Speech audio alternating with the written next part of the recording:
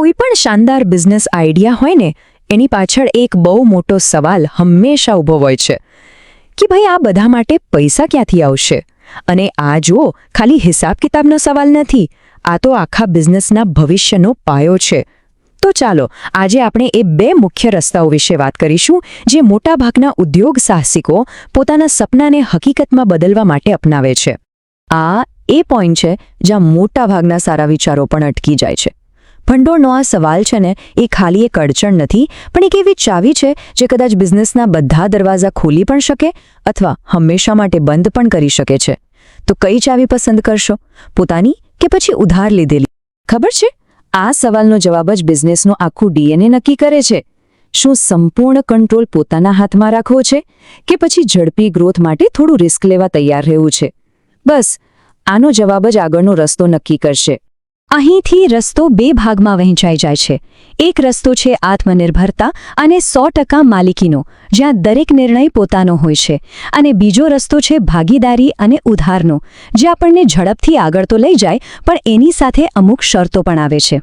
ચાલો પહેલા રસ્તાને બરાબર સમજીએ. તો આ છે બે મુખ્ય ઓપ્શન્સ.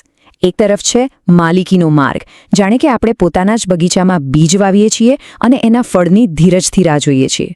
અને બીજી તરફ છે ઉધાર લેનારનો માર્ગ, જ્યાં આપણે બજારમાંથી તૈયાર ફ્યુલ ખરીદીને આપણી ગાડીને તરત જ દોડાવી શકીએ છીએ. બંનેમાં મંઝિલ સુધી પહોંચી શકાય છે, પણ મુસાફરીનો અનુભવ બિલકુલ અલગ છે. ચાલો તો સૌથી પહેલા વાત કરીએ માલિકીના માર્ગની. આ એ લોકો માટેનો રસ્તો છે જેઓ પોતાના બિઝનેસનું સ્ટીયરિંગ સંપૂર્ણપણે પોતાના જ હાથમાં રાખવા માંગે છે. આને બિઝનેસની કરોડરજ્જુ કહી શકાય. આ એ મૂડી છે જે માલિકો પોતે લાવે છે. અને સૌથી મહત્વની વાત શું છે ખબર છે? આ પૈસા પર કોઈનું દેવું નથી, એને પાછા ચૂકવવાની કોઈ ડેડલાઇન નથી, કોઈ વ્યાજનું મીટર પણ ચાલુ નથી. આ ફંડ બિઝનેસનો એક પરમનન્ટ હિસ્સો બની જાય છે. તો સવાલ એ છે કે આ માલિકીનું ભંડોળ આવે ક્યાંથી? વેલ, એ આપણી વર્ષોની બચત હોઈ શકે છે. અથવા જો બિઝનેસ નફો કરી રહ્યો છે તો એ જ નફાને પાછો ધંધામાં લગાવી દેવો એ પણ માલિકી ભંડોળ જ છે. અને જો મોટા પાયે કરવું હોય તો કંપની પોતાના શેર વેચીને રોકાણકારોને માલિકીમાં ભાગીદાર બનાવી શકે છે અને ફંડ ભેગું કરી શકે છે. આ એક વાક્ય છે ને, એ આ રસ્તાનો સૌથી મોટો ફાયદો અને સૌથી મોટો પડકાર બંને બતાવી દે છે. તમને સ્થિરતા અને સિક્યોરિટી મળે છે, કારણ કે આ મૂડી કાયમી છે. પણ જો બહારથી રોકાણકારોને લાવો છો તો પછી તમારા નફા અને કંટ્રોલ બંનેમાં ભાગ પાડવો પડે છે. મતલબ કે કેક મોટી તો થાય છે, પણ એના ટુકડા પણ વધારે કરવા પડે છે. ઓકે, હવે ચાલો બીજા રસ્તા તરફ જઈએ. આ રસ્તો કદાચ વધુ ઝડપી છે, પણ એના પર ચાલવા માટે હિંમત અને સાવધાની બંને જોઈએ. આ છે ઉધાર લેનારનો માર્ગ, જ્યાં બીજાના પૈસાનો ઉપયોગ કરીને પોતાની પ્રગતિને વેગ આપવામાં આવે છે. માલિકી ભંડોળથી એકદમ ઉલટું. આ પૈસા આપણા નથી, આ એક જવાબદારી છે. સમજો કે જાણે કોઈ પાસેથી કાર ઉધાર લીધી હોય. તમારે એને નક્કી સમયે પેટ્રોલ ભરાવીને અને કદાચ થોડા વધારાના ચાર્જ સાથે પાછી આપવી પડે. બસ અહીં વ્યાજ એ જ વધારાનો ચાર્જ છે. ઉધાર ભંડોળ ઘણા રૂપે આવી શકે છે. સૌથી કોમન છે બેંક પાસેથી લોન.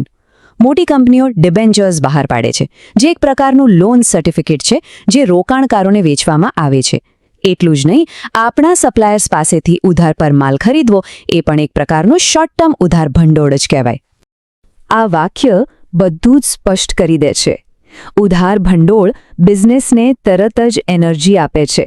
જે કેશ જોઈએ એ તરત મળી જાય છે. પણ એક વાત યાદ રાખવી પડે કે વ્યાજનું મીટર ક્યારેય બંધ નથી થતું. ભલે ધંધો સારો ચાલે કે નબળો, વ્યાજની ચૂકવણી તો કરવી જ પડે છે.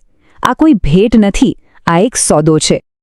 ચાલો હવે જ્યારે આપણે બંને રસ્તાઓ વિશે થોડું ઘણું સમજી ગયા છીએ, ત્યારે તેમને સામસામે મૂકીને જોઈએ. આ સરખામણીથી એકદમ સ્પષ્ટ થઈ જશે કે પોતાના બિઝનેસ માટે કયો વિકલ્પ ક્યારેય સારો સાબિત થઈ શકે છે.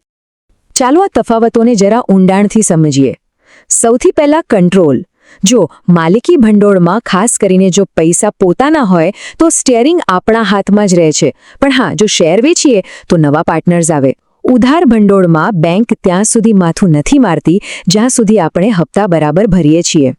પછી આવે છે જોખમ. માલિકી ભંડોળમાં બધું જ જોખમ આપણું. ધંધો ડૂબ્યો તો પૈસા ગયા. ઉધાર ભંડોળમાં ભલે નફો ન થાય તો પણ વ્યાજ ચૂકવવાનું એક ફિક્સ જોખમ તો માથે રહે જ છે. હવે ખર્ચની વાત કરીએ. માલિકી ભંડોળનો ખર્ચ એટલે નફામાં ભાગીદારી, મતલબ નફો થાય તો જ આપવાનું. જ્યારે ઉધાર ભંડોળમાં વ્યાજ તો એક પાક્કો ખર્ચ છે. એને નફા નુકસાન સાથે કોઈ લેવા દેવા નથી.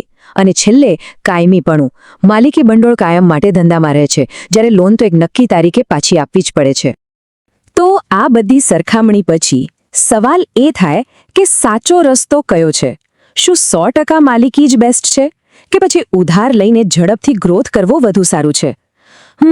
કદાચ સાચો જવાબ આ બેમાંથી કોઈ એકને પસંદ કરવાનો છે જ નહીં. હકીકતમાં દુનિયાના સૌથી સફળ બિઝનેસ કોઈ એક જ રસ્તા પર નથી ચાલતા. તેઓ એક સ્માર્ટ મિશ્રણ બનાવે છે. તેઓ માલિકી ભંડોળનો પાયો મજબૂત રાખે છે અને જ્યારે જરૂર પડે ત્યારે ગ્રોથને વેગ આપવા માટે ઉધાર ભંડોળનો સમજદારીથી ઉપયોગ કરે છે.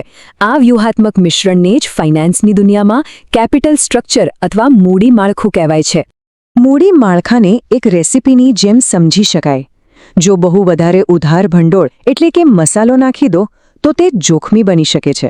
અને જો ફક્ત માલિકી ભંડોળ એટલે કે મૂળભૂત સામગ્રી પર જ આધાર રાખો તો કદાચ ગ્રોથની ગતિ ધીમી રહી જાય.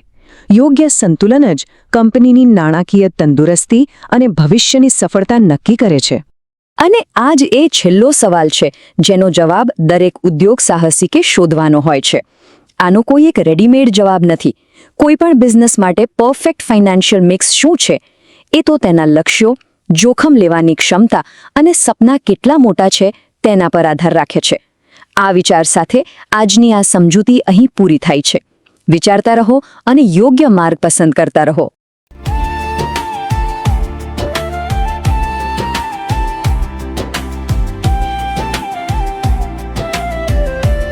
नमस्कार.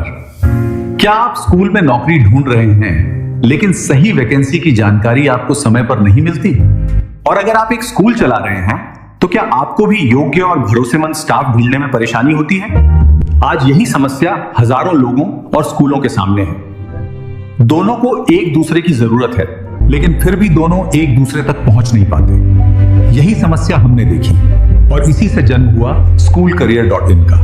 ये एक ऐसा ऑनलाइन प्लेटफॉर्म है जहां स्कूल अपनी वैकेंसी पोस्ट कर सकते हैं और उम्मीदवार सीधे उन नौकरियों के लिए आवेदन कर सकते हैं. यहाँ केवल टीचर्स ही नहीं बल्कि स्कूल से जुड़े कई पदों के अवसर उपलब्ध हैं, जैसे office staff, computer operator, accountant, librarian और अन्य पद.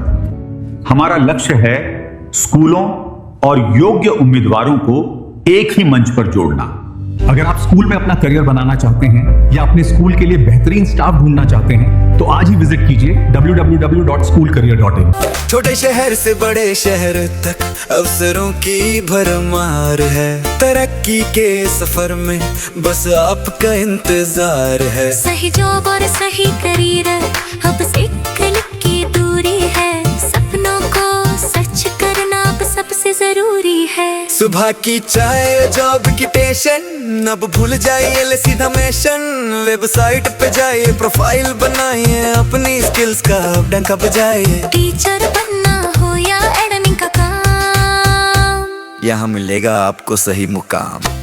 सुनिए ये सिर्फ एक वेबसाइट नहीं, ये है एक पुल आपकी मेहनत और आपकी मंजिल के बीच. सही जॉब, सही वक्त, सही जगह.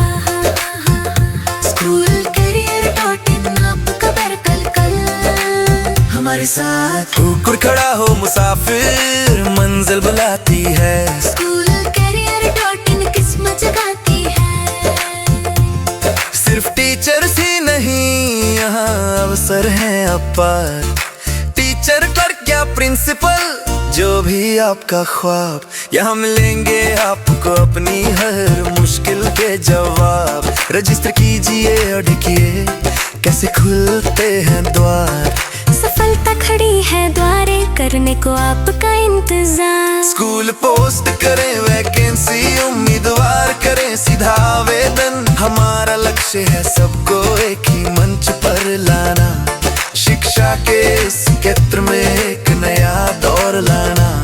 नई अपॉर्चुनिटीज, सक्सेस की कहानी. कहानी, लिखो अपनी नई शुरुआत, ये है स्कूल कैरियर.इन की जुबानी। चाहे हो फ्रेशर या हो एक्सपीरियंस का साथ, सही करियर चुनना अब है आपके हाथ। विश्वास का है नाम, अवसरों का है द्वार, स्कूल कैरियर.इन देगा सपनों को आधार। आज ही जुड़े आज ही बढ़े, स्कूल कैरियर.इन जहाँ शिक्षा और करियर मिलते